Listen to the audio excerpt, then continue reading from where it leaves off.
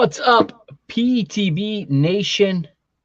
How's it going tonight? Welcome to episode 91 of Parking the Bus. I am the Mr. Mike Agostino here with you again on this Parking the Bus podcast.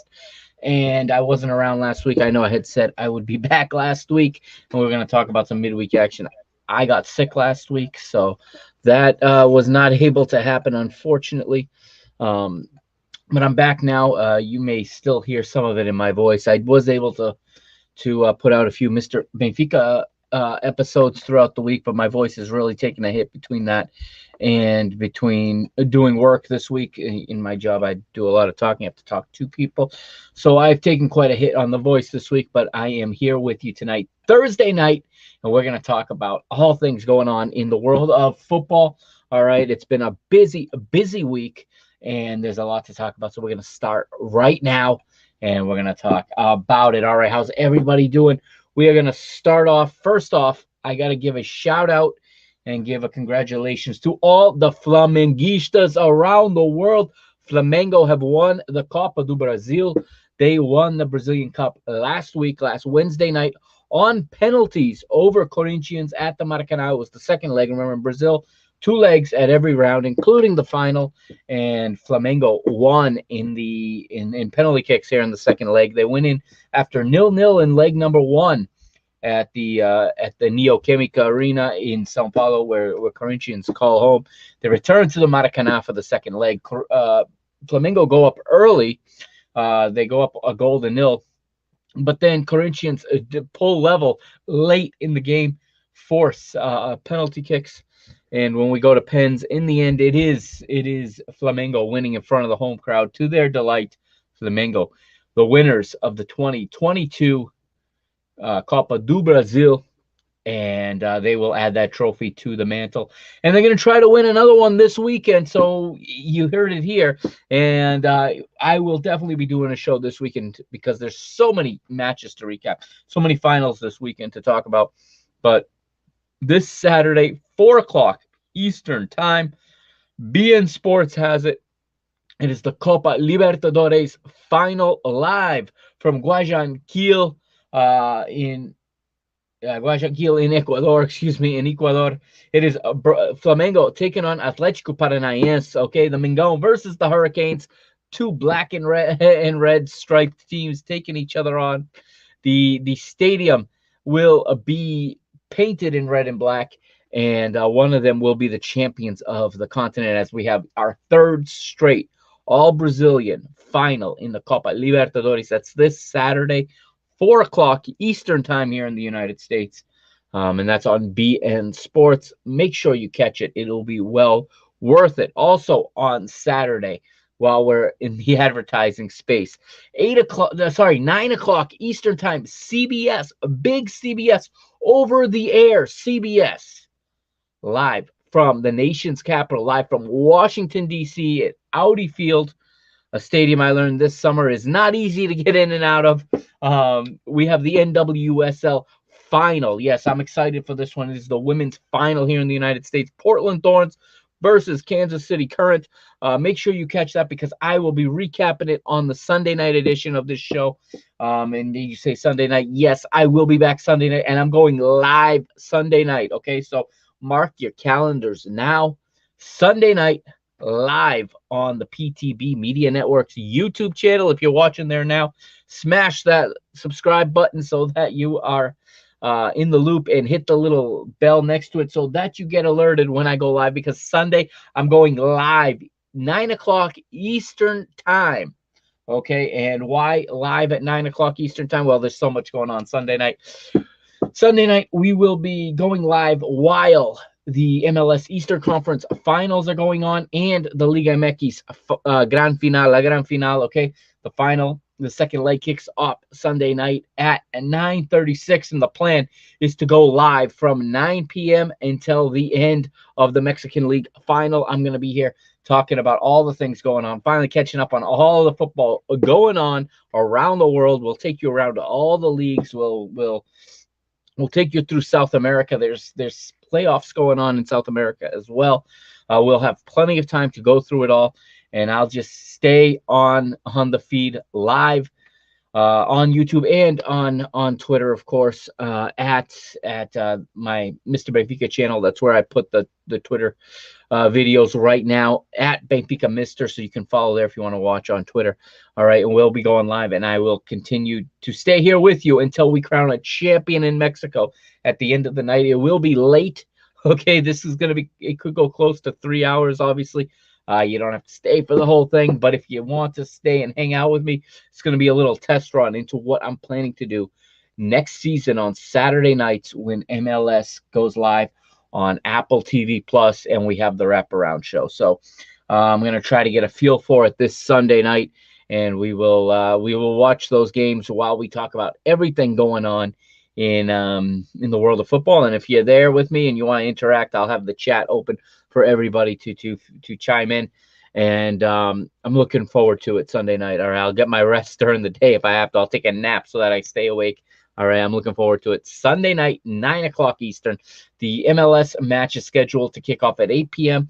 That will be Philadelphia taking on New York City FC, Eastern Conference Final. However, we know MLS games do not start at the advertised time. It's probably going to kick off around 8:20, 8:25, so we should be going more or less into halftime into the MLS match when we go live, and we'll build up to the kickoff in Mexico as well. And again, there'll be lots and lots and lots to talk about because we got matches in every league under the sun this weekend, so I'm very excited. I can't wait to do that. So make sure you subscribe, okay, and hit the little alert button so you get alerted. Okay, also some congratulations before we get into the UEFA Champions League, because that's where we're going to start. Before we do that, some congratulations to Boca Juniors. That's right, once again, Campeón de Argentina, Boca Campeón, once again in the most absolutely just bizarre and crazy, and only in football do these type of things happen, where it is their arch rivals, River Plate, essentially winning and handing the title to Boca Juniors. I don't know how many times in history it's ever happened where a River Plate goal away at Racing in stoppage time brought La Bombonera to its feet. We were this close to having a playoff. One thing I love about the Argentine League is if two teams finish tied on the final day when the season is over. Unlike in Europe, there's no goal difference. There's no head-to-head. You play another match. I love it. You play La Gran Final, a Finalísima, and we were this close to a Finalísima on Sunday. A couple of results had to go the right way. You needed Boca went into the match with a 1-point lead into the day's matches. Boca were playing Independiente, and their arch rivals, River Plate, were playing Independiente's arch rivals of Racing. Racing were 1 point behind Boca. So depending on the combination of results, had they finished level on points, which could have happened if Boca had lost and Racing had drawn, we would have had a Finalísima. We would have had the two of them, Racing versus Boca, collide for a championship. That did not happen because River Plate, first of all, Armani saves a penalty in stoppage time. He could have very easily just laid down and let Racing score and win the title and rob his rivals, Boca Juniors, of the title. He didn't do that. He saved it. And a few moments later, River Plate go down to the other end, and they win the match, and they steal the title from, or the hopes of the title, from Racing. And a few miles away in La Boca neighborhood, in La Bombonera Stadium, Boca Juniors finished with a 2-2 draw against Independiente. It's enough to win the title, and it was another blue and yellow, blue and gold, just party in Buenos Aires. Felicidades, congratulations to Boca Juniors, campeón. Otra vez, otra vuelta Boca. That's right, the fifth title under the command of Juan Riquelme as the club director. Just absolutely the legend, Juan Roman Riquelme, one of my favorite players of all time. And he is killing it as an executive, killing it as a leader, as a chairman for this Boca Juniors side. Congratulations again. Now it's time to build these Argentine teams back up so they can compete with the Brazilians again in the Copa Libertadores. All right, that's your South American flair for this episode. Now, let's move to the UEFA Champions League. That's right, the Champions League. So we now have 12 of our 16 teams in the knockout stage confirmed. So 12 of 16 have been confirmed. And there's some surprises in there. That's been the big story this year. Nobody's been a bigger story in the UEFA Champions League than Napoli. That's right, the Italians. Napoli are perfect to date through 5 matches, through 5 match days. Napoli are perfect, 5 victories. And they are on their way, of course, to the round of 16 with that type of a record. And let's go through the groupings. Okay, we'll do this alphabetically. So we will start with Group A. And let's take a look at Group A here, as I will bring it up on this screen right here. Napoli, 5 victories from 5 matches, like we said, 20 goals for, only 4 against. That's plus 16, 15 points. They are 3 points ahead of Liverpool. Now these two teams will meet head-to-head at Anfield. I believe it's at Anfield. These two teams will meet each other next week, and it is, in fact, at Anfield next Tuesday, November the 1st, 4 p.m. Now, note, for those of us here in the United States, daylight savings time ends this coming weekend in Europe. So check your local listings. The games are going to be an hour later, starting on Sunday. So next week's Champions League and any league action from this coming Sunday is going to be 1 hour later than usual. So it'll be a 4 o'clock Eastern time kickoff at Anfield. Next Tuesday, Liverpool hosting Napoli. It's for control of the group. If Liverpool win, although Liverpool have to beat Napoli by 4 goals to win the group. So it's more than likely going to be Napoli taking first, Liverpool taking second. The other 2 teams in Group A, Ajax and Rangers, just not much to show. Disappointing outing and showing for Ajax in this edition of the UEFA Champions League. Ajax with only 3 points, 1 victory and 4 defeats. That 1 victory, of course, coming against Rangers. And Rangers is their opponent on Tuesday. And, well, it is all but probably settled. I mean, looking at the previous matchup between these 2 teams, earlier it was Ajax. Let's see how they did here. Ajax in match day 1 went up against Rangers, and it finished. It finished 4-0 to Ajax. So that means Rangers need to win 4-0 or better to advance. And actually, they got to win 5-0, because even if they win 4-0, they finish tied on the head-to-head. It drops to the goal difference. And, well, Rangers are exactly 11 goals behind Ajax in goal difference. So it's very unlikely that Rangers are going to be playing any more European football after next Tuesday. Ajax very likely going into the Europa League, what's going to become a very heavy Europa League, if you will. A lot of heavyweights dropping into the Europa League. A lot of heavyweights already there. This Europa League knockout stage is going to be insane with the number of big clubs that will be taking part in it. That's in Group A. So in Group B now, Club Brugge are top of the group right now with 10 points. They're 1 better than my eternal rivals, my eternal enemies, FC Porto. But I got to give credit where credit's due. Porto yesterday playing against Bruges after having lost 4-0 in Porto to Bruges, or Brugge, however you want to pronounce it. They go to Belgium and they win by the same 4-0 result. They completely flip it on its head. And right now, Porto have 9 points. They are through, as well as Brugge.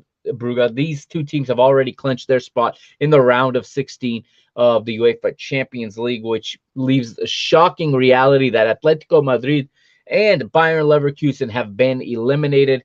They're going to play each other next week on Tuesday as well. And Atleti and Leverkusen are going to play for that spot in the Europa League.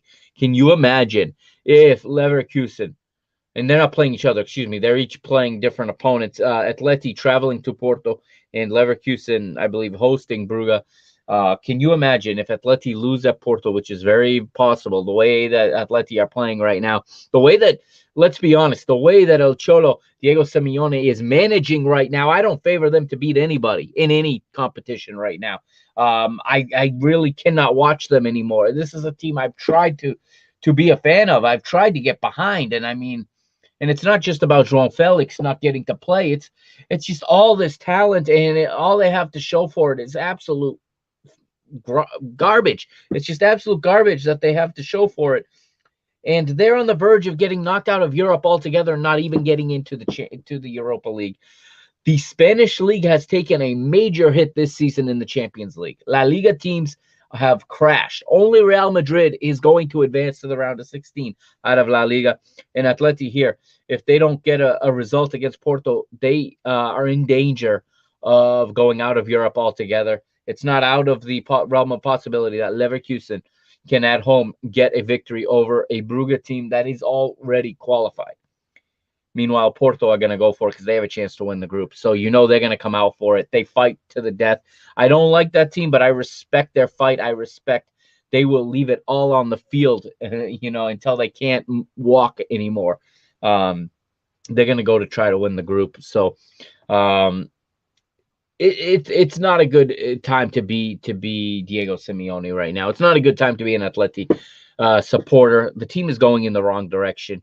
All this talent being wasted, okay? And it's just, you got person after person, fan after fan, pundit after pundit saying they just can't stomach to watch this team anymore. Yes, this is the Parking the Bus podcast, but man, what Simeone does isn't even, it is just the most putrid football to watch, okay? Absolutely, insanely just rubbish. It is they are the kings of shithousery. Pardon my language. It is absolute shithousery. CONCACAFery, as I call it around here.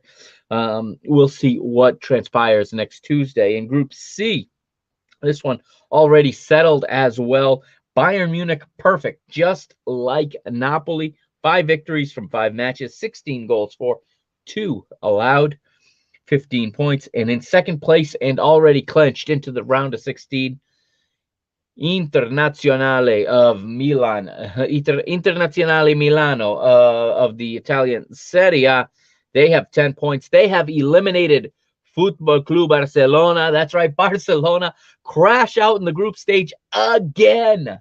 After all that investment, after printing their own money, after getting all of these bad loans, I mean, money they're never going to pay back, selling naming rights to their stadium, putting Drake's logo on their shirt, selling their jersey space to Drake, to Spotify, all of this to go out of the group stage again. And again, I'm going to say that until they fix this financial situation, I hope this continues. I hope these results continue. I hope they keep getting beat by Real Madrid. I hope they keep getting knocked out of the Champions League. I hope they go out in the next round of the Europa League as well. Okay, until they learn to do business the right way, and it's not just borrowing money and buying players, there's going to be zero sympathy from this man, from the mister, for Football Club Barcelona's men's team. Okay, if you've heard me talk about the women's team, that's a whole different story, and that's coming up very soon. But when talking about Barcelona's men's team, zero sympathy for what's going on there. They need to figure it out. Okay, nobody feels bad for you. Okay, you want to talk about a Super League and you're not even getting out of the group stage. Never mind your Super League. Get it together. Rebuild that club. Okay, maybe get an experienced manager. I'm just saying. Maybe you need an experienced manager in these tough times. This is not the environment to bring in a first-time manager. Don't tell me he won titles in Qatar. That does not count. And listen. Xavi is one of my favorite players. Okay, I idolize this guy. Okay, for many years I said that this guy deserves a piece of every single Ballon d'Or that Lionel Messi has ever won. Both Xavi and Iniesta were the biggest reason that Messi won all those Ballon d'Ors. They made him so much better, and we have seen without them, what Barcelona has been, right? Messi alone couldn't carry Barcelona to the Champions League titles. He needed Iniesta and Xavi, and Xavi knows the game of football, but he's in over his head when it comes to what needs to be done at Barcelona. You cut your teeth in smaller teams. You work your way up to the job at Barcelona. You don't just start there. I know it worked for Pep, but Pep still came through a system. Pep managed the B team and got promoted to the first team. Xavi was coaching in the Middle East. Come on now. He was probably a barely professional league in the Qatari league, okay? With all due respect, okay? With all due respect, because I don't know the first thing about the Qatari league. But it's not La Liga, and no matter how big his team is, they're not Barcelona, and he was not ready for this job. And everyone thought that he was just going to sprinkle some magic dust, some Xavi dust all over it, and Barcelona would be back to the Barcelona of a decade ago, and it's not the case. They need to figure it out. They got to build a team, not buy a team. That's my rant on Barcelona. They'll be headed to the Europa League. They have 4 points, and Victoria Pleasant has 0 points, so they cannot even challenge Barcelona for that spot in the Europa League. Group D, this is the most even group of the UEFA Champions League out of all of the pairings. We're going to go into the final day next week, next Tuesday, and any team can win the group, any team can finish last. Okay, right now, Tottenham lead with 8 points. Okay, one better than Sporting. I'm going to call them Sporting Lisbon. I know that's not their name, but I enjoy poking them like that. I know how much it infuriates them. I'm going to call them Sporting Lisbon today, or Sporting Club Portugal, their real name. But you know, the world media loves to call them Sporting Lisbon, and it gets under their skin. I'll say it too. They got 7 points, but you know what? They're in a good spot. They need only a draw in this final match at home against Frankfurt. I expect them to do that. Frankfurt also on 7 points. And Marseille right now in fourth with 6 points. Marseille hosting Tottenham. Totally possible that Marseille win and Sporting win. And all of a sudden, Tottenham could be headed to the Europa League as well. So it all depends. We will see what happens here. And actually, there's even some crazier possibilities here. And what would be the craziest would be if Sporting and Frankfurt tie, they'll each have 8 points. And if Marseille beats Tottenham at the Velodrome, Marseille will win the group with 9 points. Tottenham would drop to third and go to the Europa League. I'm not positive. Yes, they would drop to third and go to the Europa League. Because of the head-to-head rules, Sporting has the head-to-head advantage on both Tottenham and on Frankfurt, and therefore would win that three-way tie. So, again, Sporting only need a draw. They do that. Portugal is sending 3 teams to the round of 16 for the first time ever. Spain is sending 1. This could be phenomenal. This is absolutely unheard of, but I'm almost tempted to root for my rivals here. I'm this tempted to root for them. I do think they're going to get the job done. I do. I believe that they're going to get the job done next week at home in front of their home base. They have a good manager. Ruben Amorim is a good manager, and I think they're going to pull it out. I think they're going to get the result they need. Whether it's Marseille or Tottenham joining them in the round of 16, that I'm not so sure about, but I can't wait to watch and find out. Group E, Chelsea look like they're going to be group winners. Yes, they have clinched first place in the group. They have 10 points. AC Milan right now holding an edge over Red Bull Salzburg for second place. Milan have 7 points. Salzburg have 6, and Dinamo Zagreb with 4. We'll look at the fixture list here, and this one is going to move. These are the last of Tuesday's matches. So, sorry, these are Wednesday. Chelsea host Dinamo Zagreb, and Milan host our RB or Red Bull Salzburg. Now, Salzburg could go to the San Siro and win. That would be something, and that would put AC Milan back down into the Europa League. Just as crazy, Zagreb could go beat Chelsea at Stamford Bridge, have 7 points, and then we'd get into start doing some mathematics to see who goes where. I expect Milan to win at home, or at least get a draw in advance as the second place team out of this group. And you'll see Chelsea and Milan join all these other teams here in the round of 16. Um, that was one moment here. So I think that was Group G. Yeah, that was no Group B. Now Group F, Real Madrid, top of that table right now. They have 10 points. RB Leipzig are second with 9.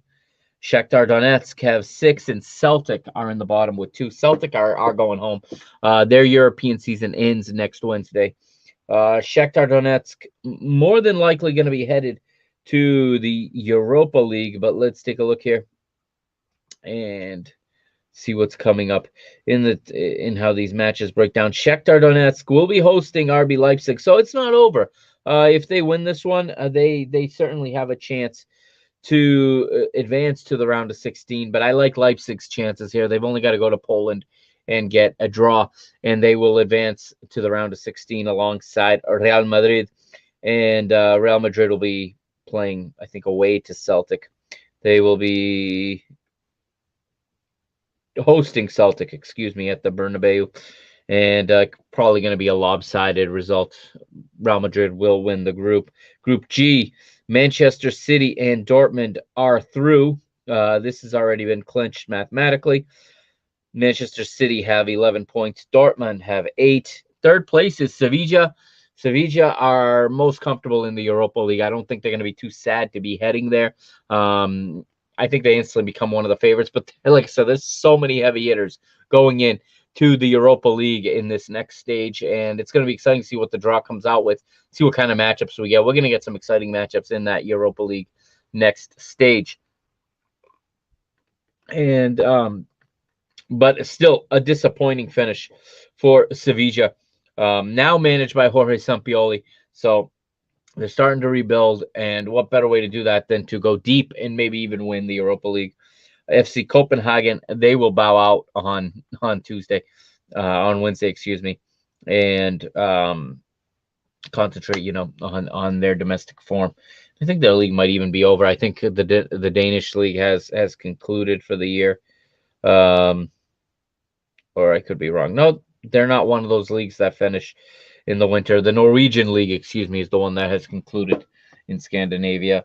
So Copenhagen they're gonna focus on domestic football. Group H, the one that I know very well, and if you want to hear about Group H, check out my latest episode of Mr. Benfica. It's episode 147, where I break down in the second half of the episode this latest just absolute instant classic between Benfica and Juventus at the Stadium of Light. Benfica winning 4-3 over Juventus, and for a brief moment, we're top of the group until Kylian Mbappe said, "Hold on, let me do something about this." And in Paris, PSG ended up routing Maccabi Haifa and winning 7-2, and now pretty much going out of reach, unless they drop points on the final day at the Allianz Stadium to Juventus. Juventus still need a point to guarantee their place in the Europa League. Max Allegri's job, it's got to be coming close to an end, you would have to think, no matter how bad the financial situation is. I don't know how much longer Agnelli can hold on to his friend Max Allegri here. It'll be interesting to see. The reason he's there is because they don't have the money to sack him. They can't pay out the rest of his contract, which means they probably don't have the money to go make any moves in the transfer market in January.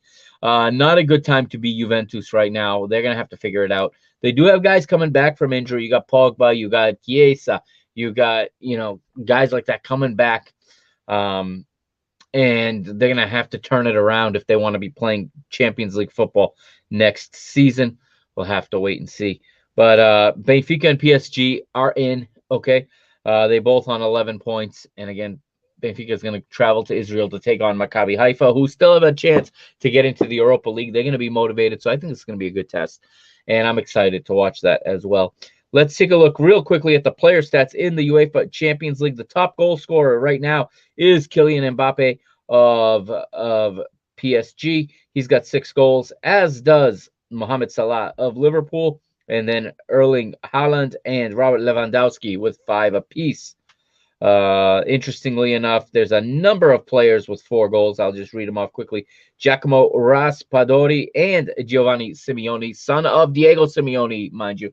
They both play for Napoli. They got 4 goals apiece. Jude Bellingham, the English midfielder for Borussia Dortmund, has 4 goals. So does Leroy Sané of Bayern Munich, Lionel Messi, and Mehdi Taremi, all with 4 goals.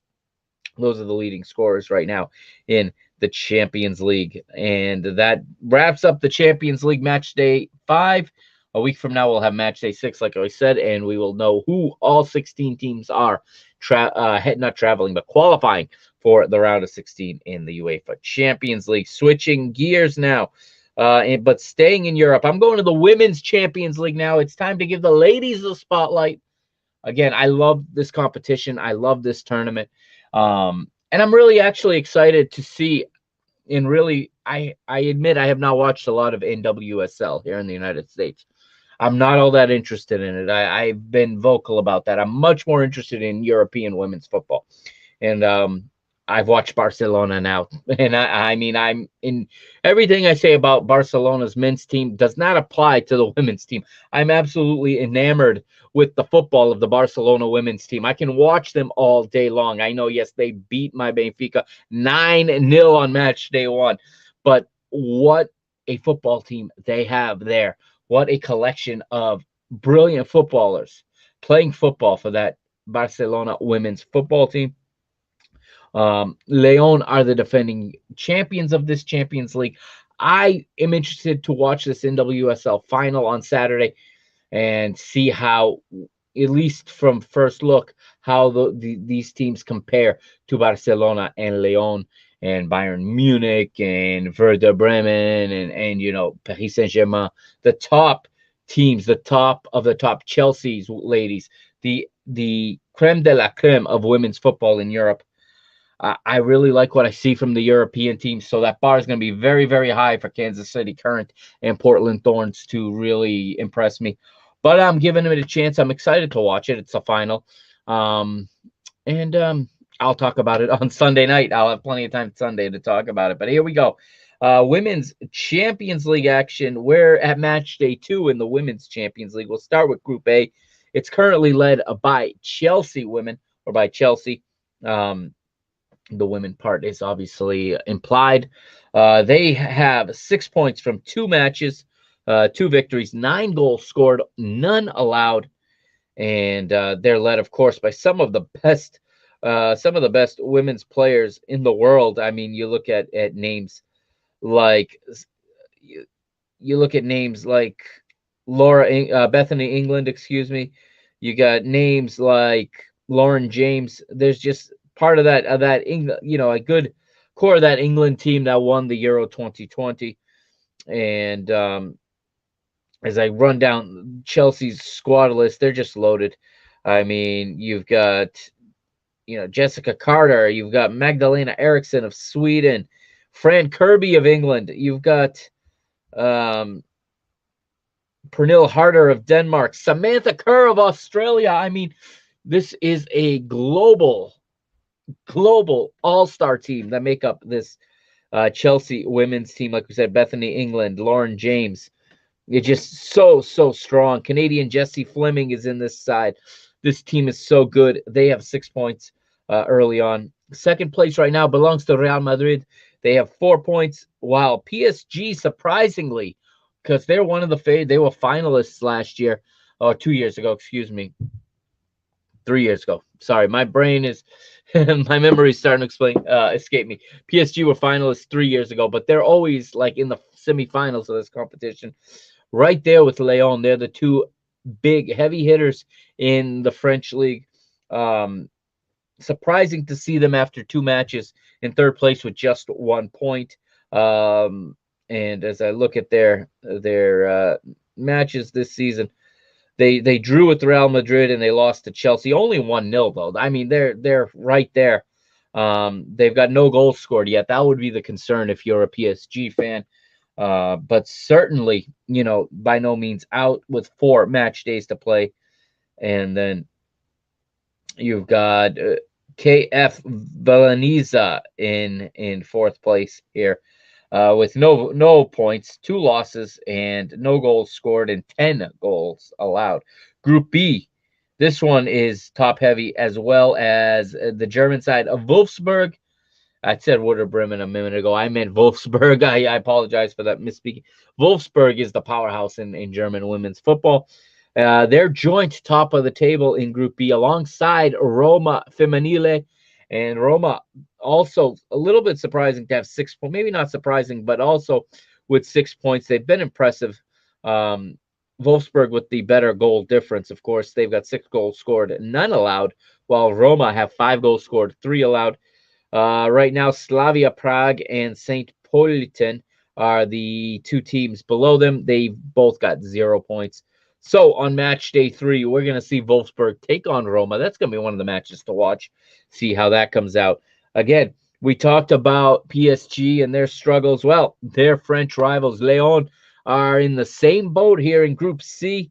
That's because Lyon is all the way down in 3rd place after 2 match days, with also just 1 point, a draw to Juventus, while Arsenal, surprisingly, are top of this group. They got 6 points with 8 goals, 4 and 2 against. They got 2 victories. And Juventus, surprising a little bit, to be, after drawing with Lyon, to be in 2nd place. So right now you got Arsenal 6 points, Juventus 4 points, Lyon 1 point, and Zurich, FC Zurich are 4th right now with no points. Group D, Barcelona, I talked about them. They beat Benfica 9-0 last week at La Masia. They win tonight 4-1 over FC Rosengard of Sweden, I believe. Yes, the Swedish side, Rosengard. So right now, Barcelona and Bayern Munich are joint at the top of this group with 6 points each. Bayern Munich tonight, though, needed late heroics. And I'll be talking about this match on the next episode of Mr. Benfica. So do tune in if you haven't yet. You want to hear about it. It plays on the podcast feed, wherever you get your podcasts, Mr. Benfica. It will be episode 148, and I'm going to talk about Benfica versus Bayern Munich Women's Champions League. Just a few hours ago, Benfica were up 2-0 with about a quarter of an hour to go. But Bayern Munich just cannot be counted out. I say it all the time about German teams. It's not over till the final whistle blows with the German teams. There is no quitting them. I love that about German football. I love that about German managers. I'm sad it happened against my team, however. After Nicole Raisla and Chloe Lacasse had Benfica ahead 2-0 in the 60s. So it's just under, it was about 2/3 of an hour. Sorry, for 2/3 of the match. It wasn't, there was about 23 minutes left. Maximilian Raul scored from Caroline Simon to cut the lead to 2-1. And then your England international European champion, Georgia Stanway, takes over for Bayern Munich. She nets 2 beautifully placed goals, one in the 83rd, the other in the 90th, +8. It's also worth mentioning that Bayern Munich's goalkeeper, Maria Gross, made a huge save in the 90th, +3, saving Ana Vitoria's penalty kick. That would have put Benfica ahead 3-2 in stoppage time. Who knows what would have happened? But Bayern showing why they're so good. They're so experienced, and why they're always there at the end. They're always there in the quarterfinals and in the semifinals. They steal 3 points tonight and keep pace with Barcelona. However, Barcelona with a +12 goal difference. I'm going to be interested to watch those two take each other on next month. Match day 3 is not until November 23rd, but be excited to see that. But those are the 2 teams bringing up the top of Group D right now, with Rosengard and Benfica behind them, both with 0 points. They'll also face off in the next match day, and what is each other's best opportunity to get a win. So it's going to be interesting to see. And obviously, where my rooting interests are. I got the jersey right behind me. But nonetheless, I love this competition. Here is the top goal scorers right now in the Women's Champions League. And no surprise, at the top is Chelsea's dynamic duo, Samantha Kerr and Pernille Harder. 4 goals for Kerr, 3 for Harder. And then you got Oshuala of Barcelona. Man, is she a deadly goal scorer. I watched her play. the Nigerian international African female footballer of the year for Barcelona. She's got 2 goals. Beth Mead of Arsenal and Caitlin Ford of Arsenal with 2 as well. Awa Pajor also with 2, as is Jace Ferreira of Barcelona. Lena Hurting rounds out the list of players with 2 goals apiece, and then a whole slew of players with 1 goal. That's where the Women's Champions League sits right now. Staying in European competitions, we're going to move to the Europa League. I'm just going to go down the table 5 match days through in the Europa League. Arsenal lead Group A with 12 points. PSV Eindhoven second with 10. They beat Arsenal tonight to close that gap. Bodo Glimt in 4th place right now, looking like they are in a good position to return to the UEFA Europa Conference League, where they were very successful last year, getting to the semifinals or quarterfinals and beating Roma twice last season before Roma lifted that trophy. All right, and FC Zurich right now sitting in the bottom of Group A. Group B, Fenerbahce and Rennes are running away with it. They've each got 11 points. AEK Ike Lanarka of Cyprus are 3rd, and Dinamo Kyiv right now in 4th with 1 point. Group C, Real Betis with 13 points. They're through, and really carrying a flag for what's going to become a very Spanish-heavy round. Oh, it's going to be around 24 next, I think. I think we're going to have a wild card round before we get to the round of 16. There's going to be a playoff round where the 2nd place teams will have to take on the 3rd place teams from the Champions League to get into the round of 16. I believe we got that new format going this year. Don't quote me on it, but I think that's where this is going. I could be wrong. We might still be doing a round of 32 this year. But right now, Real Betis are through. And Ludogorets Razgrad are also looking good. They're on 7 points level with AS Roma, with Jose Mourinho's AS Roma.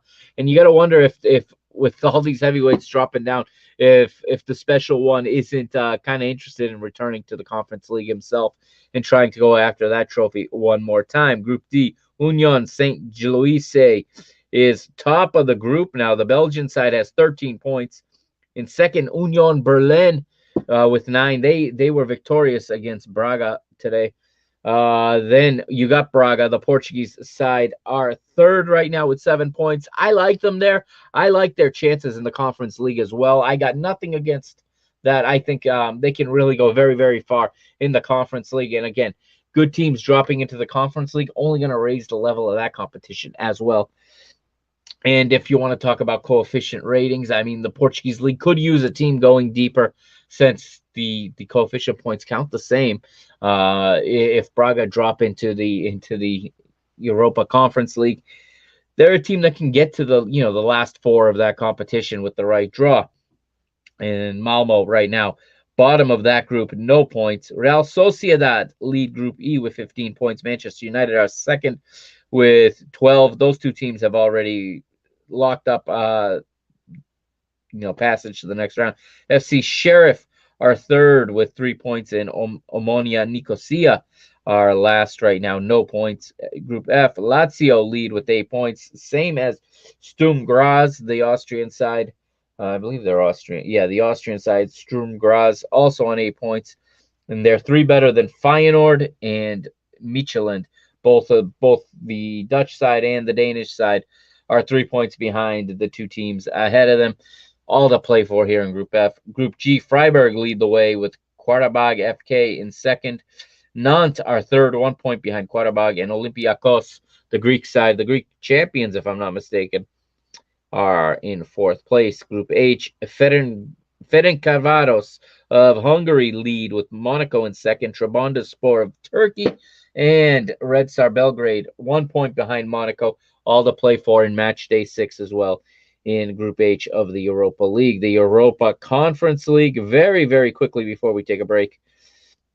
Group A, Istanbul Başakşehir and Fiorentina lead the way there with 10 points. They have both advanced to the next round of the Europa Conference League. Hearts will bow out here. They're 3rd right now with 6 points, and RFS have 2.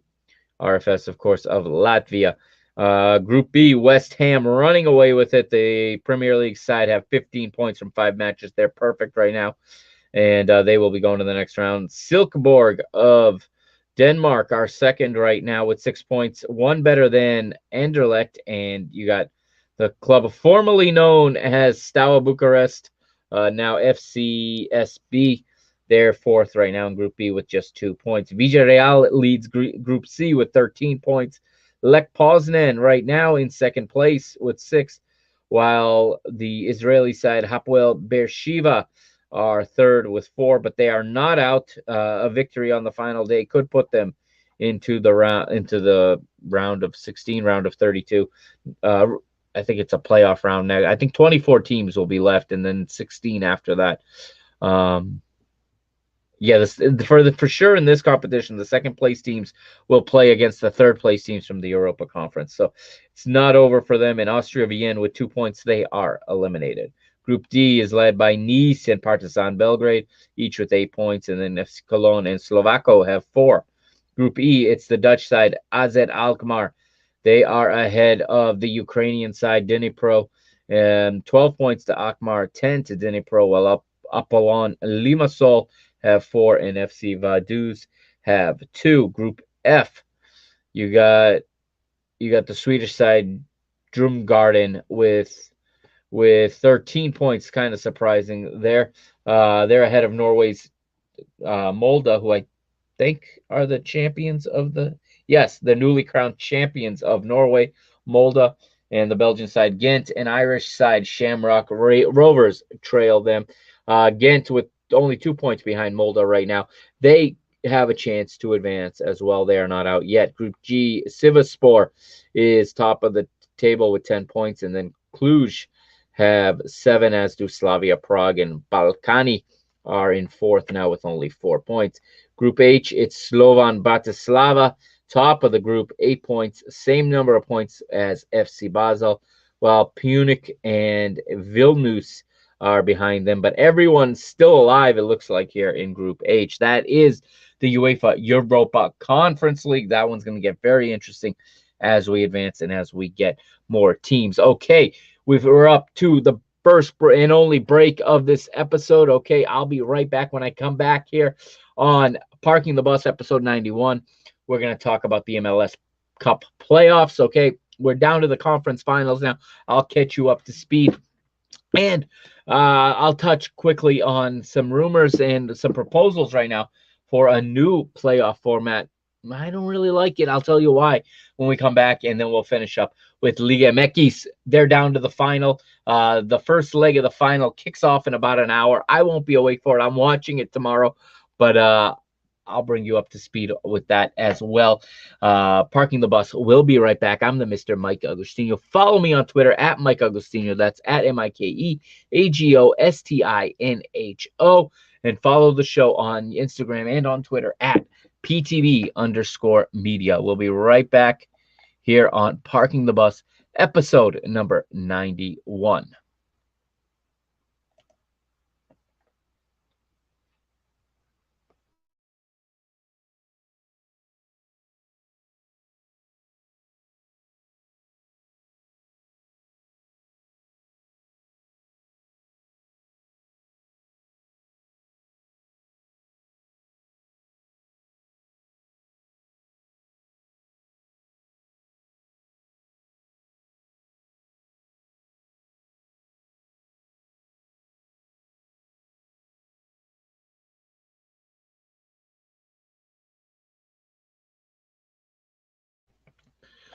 All right, part 2 or second half here of the Parking the Bus podcast, episode 91, Major League Soccer.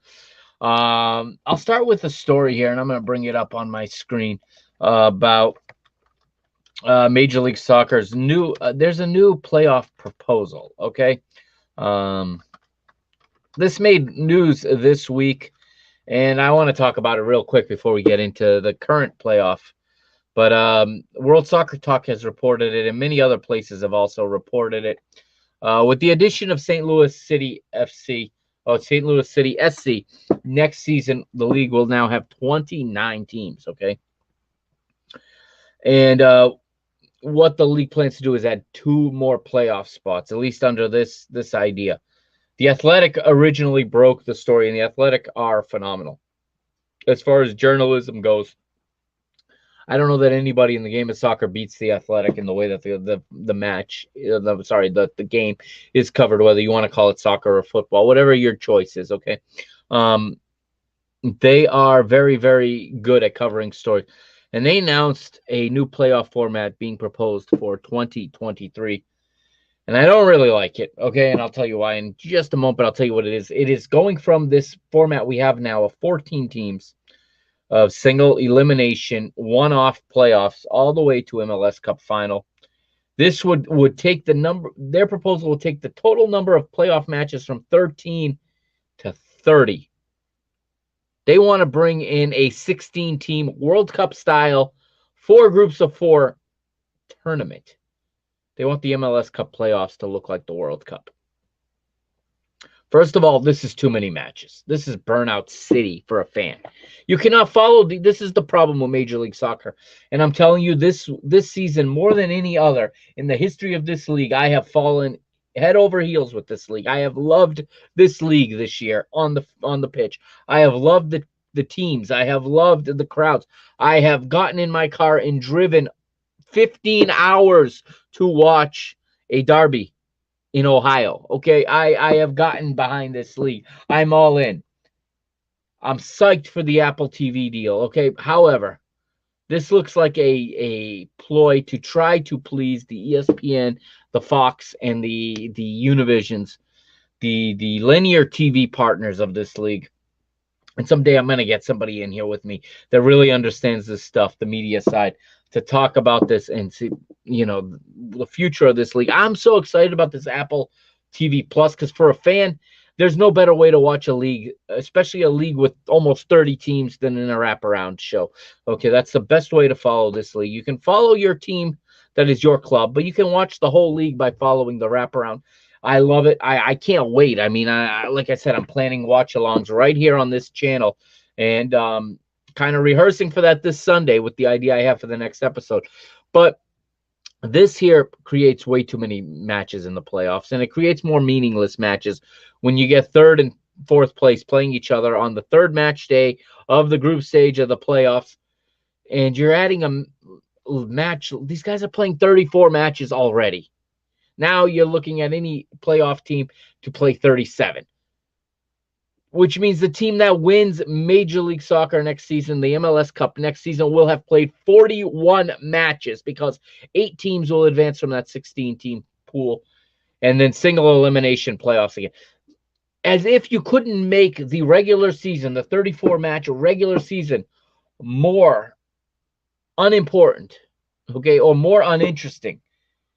You're making it even less important now. You're making it even more redundant if you're going to play a whole second stage and have a group stage again.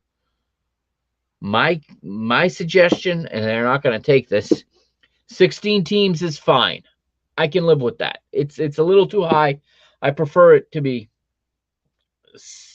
Honestly, I don't know why Major League Soccer doesn't copy the NFL. The one thing the NFL does well, they did actually, because the NFL has changed from I was going to say 6 teams in each conference advancing. I think would be perfect. The extra place, obviously, the 7th place does allow an extra team in each conference to make it, which keeps as many as 3 or 4 more teams alive on the final day.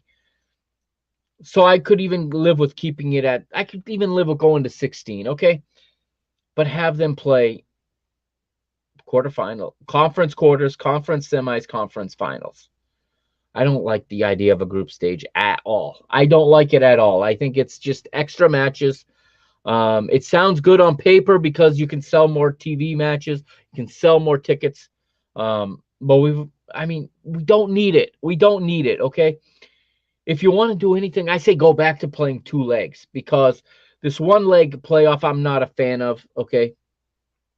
And there's a lot of things I don't like about playoffs in general, whether we're talking Major League Soccer or LigaMX, the 2 leagues with playoffs that I actually follow closely.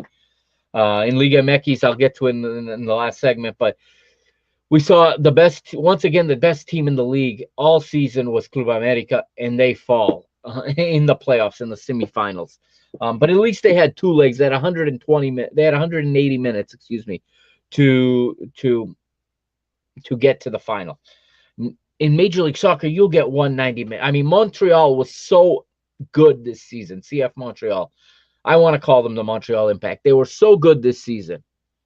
But then they come out flat on Sunday against NYCFC, a team built for the playoffs. Okay, a team that was not built for the regular season. A team built for the playoffs like NYCFC. They've gotten it together. Here they are again. NYCFC are they're at the Eastern Conference Final again, despite not looking good down the stretch, and looking good for a while, then dropping in form, kind of reorganizing, kind of rethinking it. They lost their manager halfway through the season. They lost Castellanos in the middle of the season. And they just go figure it out, and they get it back on track in the playoffs. But I find it incredibly cruel that CF Montreal's season is over after the type of football they played. Because for 90 minutes, they got themselves into a hole they couldn't get out of last Sunday at home at Stade Saputo. And now both in Major League Soccer and in LigaMX, we've seen two of the best football playing teams, two of the best teams, period, go out too early on bad luck, essentially. I know that the American sports fan loves this, and I'm not going to come on here and say that and advocate for no playoffs. This is America. There will be playoffs. There's no way around it, okay? You don't like playoffs, you watch the other leagues. I can live with it. I can live with playoffs. But make the regular season mean something. And please, 90 minutes, a one-off playoffs, anything can happen. That's a cup. That's not a league. Let's go back to playing two-legged playoff rounds. And I love the rule in Mexico. You want to make the regular season matter? I do. Maybe you don't, but I do. If the two teams over two legs finish level on aggregate, the higher seed advances. I love that rule because it makes the lower seed come out and play and look for goals and look to win. They're not just going to dig in deep and try to get the penalties, okay? They're going to dig in deep. They're going to have to come out, find goals, and they're going to have to advance by playing football, by playing soccer. And I would love to see Major League Soccer go back to playing two-legged playoff ties. That's the only suggestion I have.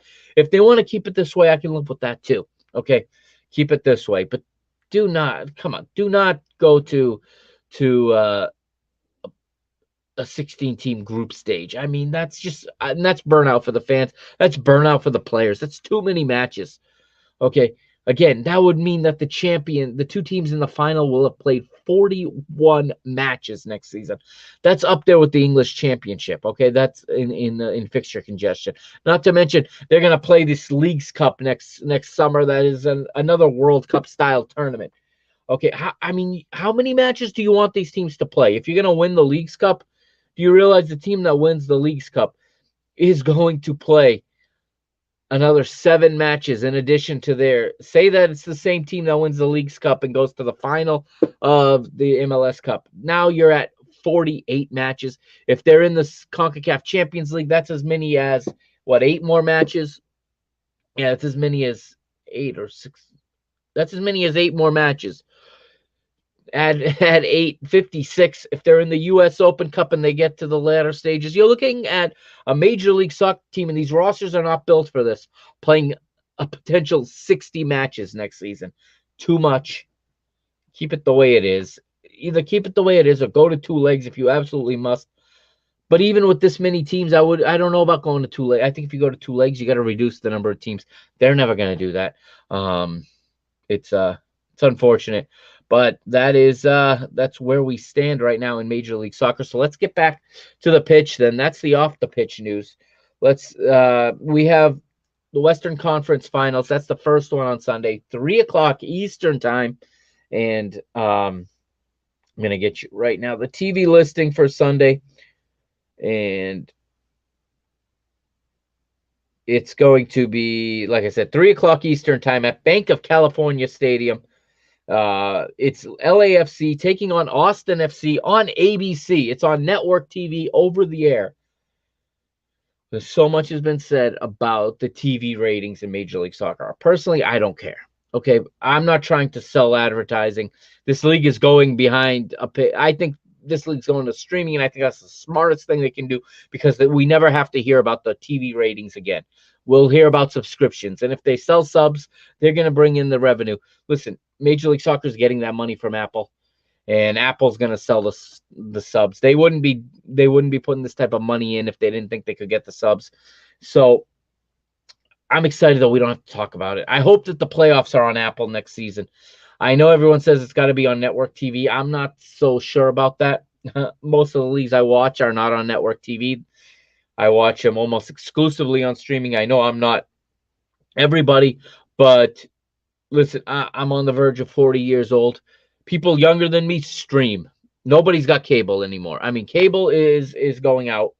It's something for an older demographic. Yeah, it's more important when you're the NFL or you're the NBA, because you have that much bigger of an audience and you need that bigger reach. But Major League Soccer can focus on its younger demographic. Major League Soccer has the youngest core demographic of the sports here in the United States. That means they're going to retain these people the longest.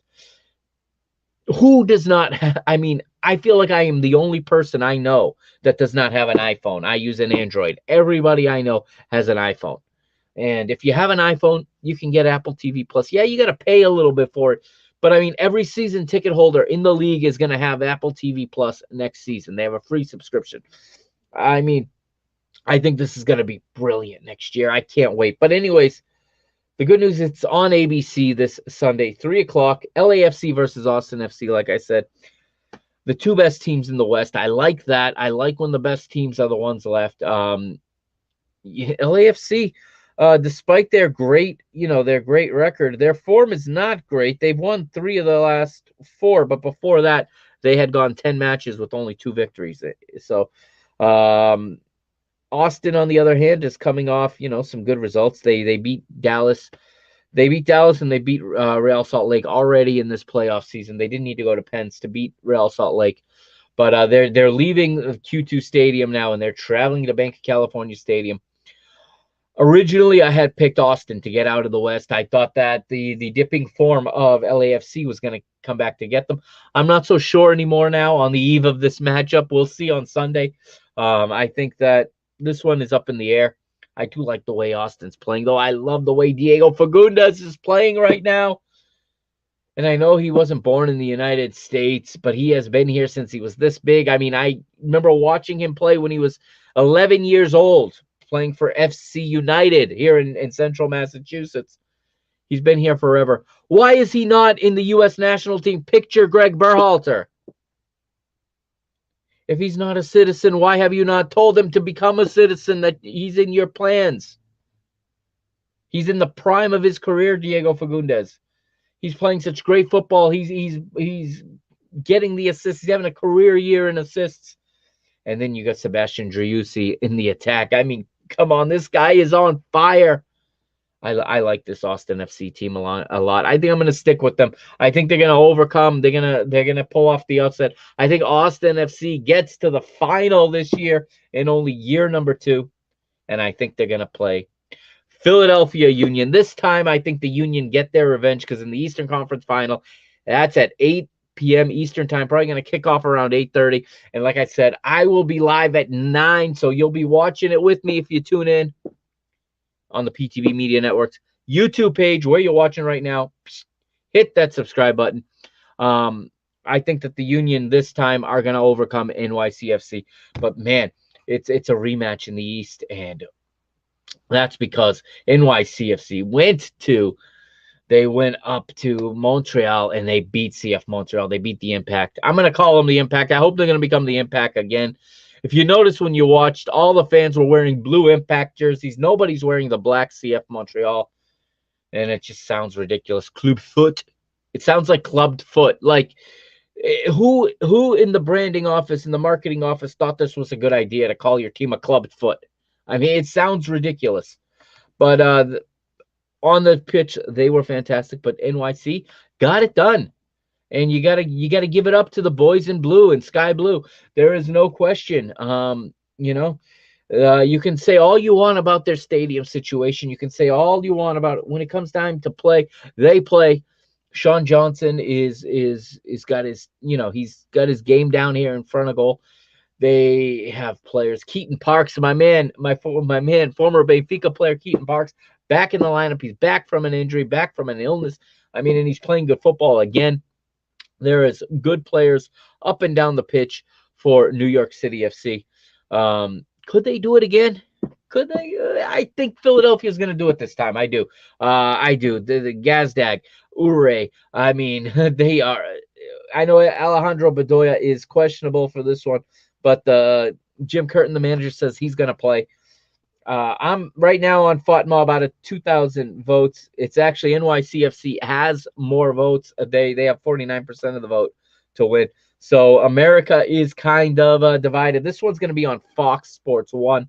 Again, 8 p.m. Eastern time is when it goes on the air. I'll probably kick off around 8:25 or so. And you can watch it with me if you want. Tune in here. I'll watch and react to it as well as the LigaMX final. Again, I'm look at the injury reports for this one. Morales and Gray are injured for New York City FC, but that's it. So it looks like Bedoya is going to be available to play in this one. So much talent. I was fortunate enough to go watch Philadelphia Union earlier this season. I saw them hang a touchdown on Houston Dynamo. Guys, they just got so much talent. Guys, like I said, I mentioned Gazdag. I mentioned, how about Carranza? He can put the ball in the back of the net. Little Aronson, you got Brandon Aronson's little brother Paxton. He's a good little footballer. Jack McGlynn is a good footballer, and then you got again, like we said, Alejandro Bedoya, Richard Odada.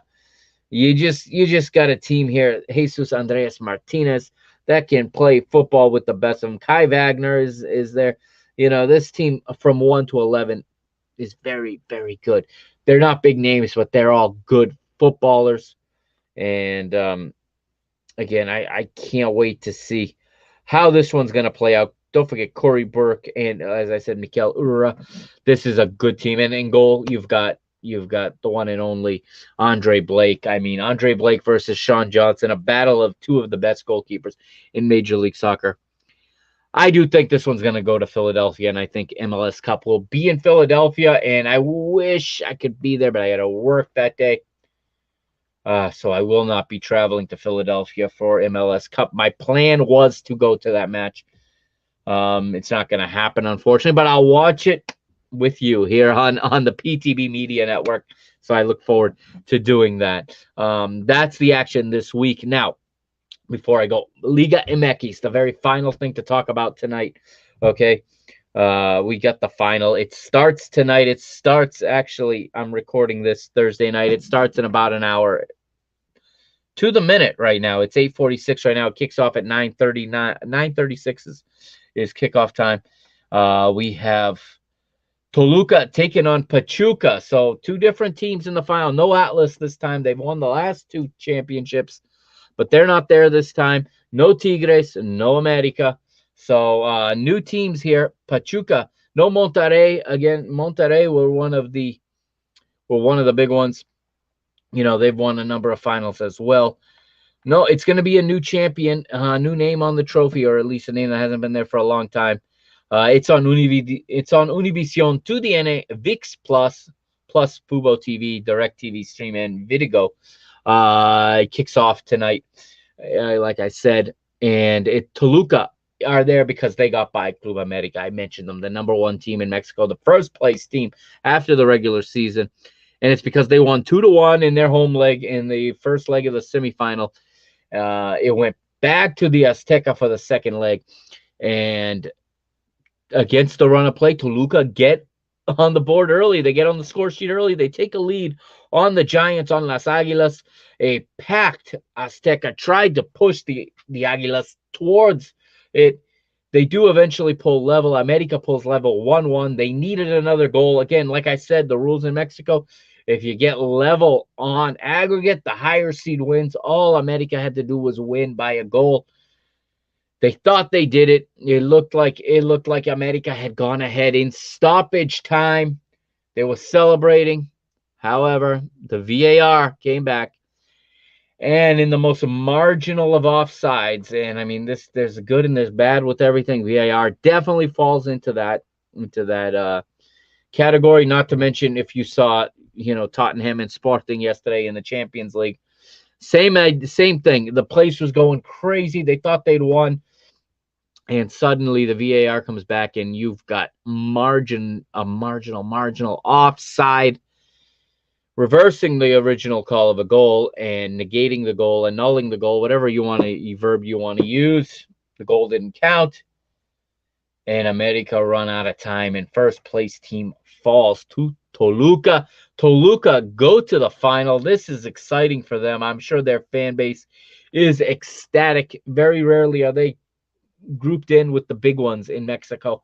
I'm excited for them, obviously. There's going to be a new champion in Mexico. That's always cool. And two new clubs, especially Toluca, a new club to the CONCACAF Champions League. That is awesome, too. Pachuca got in by beating Monterrey, and I'll recap that semifinal very quickly here for you before we sign off for tonight. Monterrey, the first leg is where I will start, obviously, and I'll bring it up right now. So we go back to the semifinals, and we go to where Pachuca took on Monterrey. Leg number one is where the tie was won, okay, at the Estadio Hidalgo in Pachuca de Soto, in the state of Hidalgo in Mexico. Nicolas Ibanez was the man of the match that night. He had 2 goals, while Romario Ibarra and Pau de la Fuente added goals. It was 5-2 to Pachuca that night. Monterrey's goals came from Moreno and Romo. Hector Moreno and Luis Romo, that is. It was 2-2 at one point. Then in the second half, Pachuca just come alive. Goals, like I said, the first goal, like I said, from Pau de la Fuente, and then Nicolas Ibanez from the penalty spot in the 87th, and in the 90th +2, Ibanez does it again, 5-2. You can say Monterrey let this one get away in the final 10 minutes. I mean, they would have been happy going home to the BBVA Stadium with only a 3-2 deficit. They would have felt like they could turn that around again. They're the higher seed. They could have, all they needed to do was win by a single goal had that happened, and they would have advanced by virtue of being the higher seed. A red card in this first leg to Eric Aguirre did not help the situation, nor did Rogelio Funes Mori, missing a penalty in the 81st minute. Of course, Ibanez got a penalty 5 minutes later. He didn't miss. That ended up being the difference. It went 5-2 to Pachuca, and then in the second leg at the BBVA, again, from the penalty spot, it was in the 90th +5. This time it was Aviles Hurtado who was called on, and he came through for Pachuca, and they win 1-0 to finish 6-2 on aggregate and shock Monterrey. So Pachuca versus Toluca, leg number 1 tonight. We will talk about it a bit on Sunday before it starts. Leg number 2 again Sunday, 9:36 p.m. So I'll be watching it live right here with you. And my plan is to stay live until it ends, until Mexico crowns a new champion in Liga MX. Also, this weekend, before I sign out, the Brazilian League looks like a champion will be crowned. Right now, we're going into round 35 this weekend. Palmeiras with a 10-point lead, top of the table. Inter Porto Alegre a second, 10 points behind them. Palmeiras, if they win this one, if they pick up a win this weekend, they will be champions. The Verdão will reclaim their title 3 years later after seeing Flamengo win it twice and Atlético Mineiro once. It looks like it's all but done here, and Palmeiras are going to lift the title. So Saturday, a Brazilian team is going to win the Copa Libertadores. On Sunday, it's likely Palmeiras will be champion. We've also got the Argentine Cup final this weekend. I'm sure I'll talk about that on Sunday as well. But that's it for tonight. That's it for this midweek edition. I'll be back Sunday here on Parking the Bus, and we're getting close now, guys. We are counting down to Qatar. We are less than a month away now from the start of the FIFA World Cup, and yeah. I don't know how it's going to look here, but I will be talking to you as much as I possibly can. I'll be putting as much content out as I possibly can while we wait for to see who's going to be the team at the end of the calendar year lifting the FIFA World Cup. And that is where we will culminate this season 3 of the Parking the Bus podcast. Lots of content coming your way, though. I've got, like I said, I got a ton of ideas. I'm going to start recording some stuff very soon this weekend, probably, that I'll then be releasing in the future. A new series of sorts. So, and a couple new show ideas. I can't wait to get it out there. And written content's going to come as well. I've set up a Medium account and a whatever it's called, the other blogging site. I've set some accounts up, and obviously, as always, www.parkingthebusmedia.com. I'll be posting stuff there. I'm going to try very, very hard to finish this season strong and to go into 2023 just on a high. All right. That's going to do it. Thank you for joining me. I'll be back Sunday night live. I'll be live. What you're watching now, listening to now, is recorded on Sunday. I will be live. I'll talk to you then. Look forward to interacting with you guys. And enjoy your football until we get there, guys. We're almost there. I mean, the seasons are coming to an end in this side of the world, and in Europe, they're winding down to their break. Their World Cup break is on the horizon now. One more round of Champions League, of European, continental competition. One more match day to go, and then that will also be set. So I'll see you Sunday. Mr. Mike Agustinu signing off here on the Parking the Bus podcast, part of the PTB Media Network. I'll see you next time. Good night.